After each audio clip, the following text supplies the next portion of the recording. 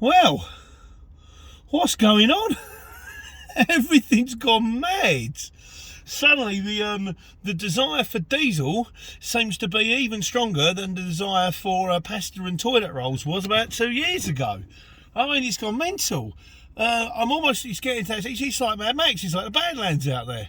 I'm half expecting to look out the passenger window to see some leather-clad albino with a mohawk on a motorcycle full of spikes throwing chains at me lorry. Well, some geezer behind him in a skull mask is on a flatbed playing a Fender Stratocaster, which is also a flamethrower. They're all after the diesel. It's mad. So, yeah, yesterday, I mean, normally I'd only fill up with a BP because I've got a BP fuel card, or I've got another one like the Key Fuels card or the UK Fuels card, which will do the apple greens and all that. But everyone you went past, it's like cones out. That's not happening. So I managed to get a Sainsbury's. I was lucky. I managed to fill up all with all the other cars, sneaking my little puddle jumper in between the Renault Clio's, like, you know. And that filled me up. Now I'm paying. I mean, I can get the receipt and I can claim it back with a VAT through the account, but it's kind of painful. And to be honest with you, I'm just happy to be running. So that went straight on a credit card, like, you know. And then today, I was up. I normally do a run. It happens to me sometimes. Do this run. I pick up in, said about it before, pick up in Slough 3:15 in the morning, and I've got to drop in Redditch around about 6. So I get there at 3:15. I'm up at like 2, and I drop in Redditch. I get to Redditch around about 5:30. Then you just have a little kit, wait for the fork truck driver to appear, like, you know. So I got up at 1:30 this morning. First, I thought maybe, because I'm so early in the morning, I've got half a chance, and because I can use a fuel card and I can go to like the motorway service stations where diesel is normally dearer, I thought I'd have half a chance. Ho-ho! First one, Oxford, no diesel or petrol at all for cars, and there was 26 axles in front of me. I thought, I'm going to be here for an hour and a half, 2 hours, because it takes them 10-15 minutes to fill up one, like, you know. So I thought, this ain't pretty. So I swerved that one. Still had like half a tank when I started.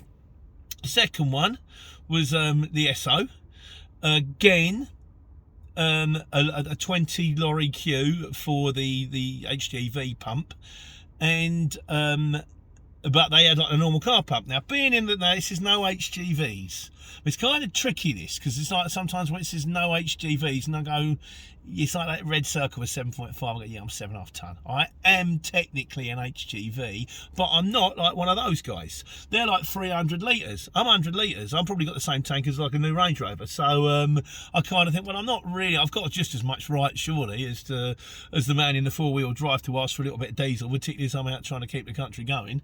So I went in there, started to fill it up. Hit 30 quid and it stopped. I thought, he's clocked me.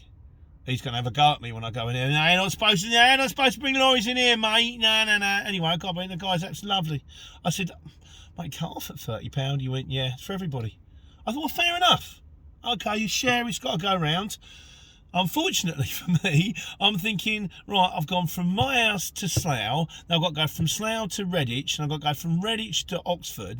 And that bit I can do, then I've got to get home again.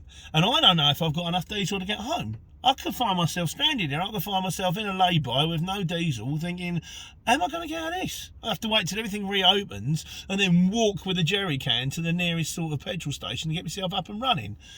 The third one, Warwick, no queue of lorries, no diesel for lorries, but the car bit was working. And the thing is, I've done this before. I've been in there a few times before. I know the guy behind the counter. So I've pulled in like I normally would, filled it up. Oh, what a relief. Right to the top. So I'm all right. I'm tipping now. I'm waiting for him to do me here. And then what my plan is, see, normally, this is the impact this stuff has, isn't it? Normally, I'd look for any job coming in the area. I'd go Portsmouth, go Halifax, go wherever. I'm thinking, right, I want Aylesbury to Milton Keynes. I want Milton Keynes to Oxford and then back again. I don't want to go too far.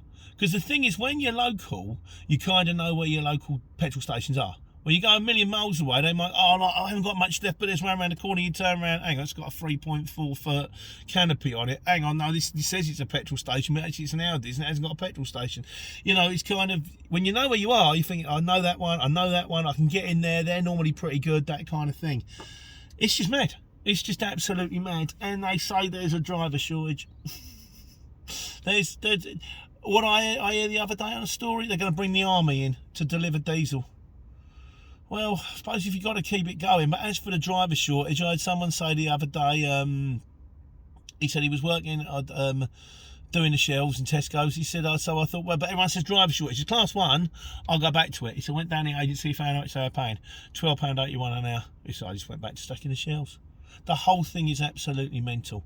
From our point of view, what we're going to do, I am going to try to be sensible about it. I'm going to try to go places where there aren't too many dead miles. I'm probably going to try to focus mainly on local jobs, and then have a cup of tea and wait for it all to blow over.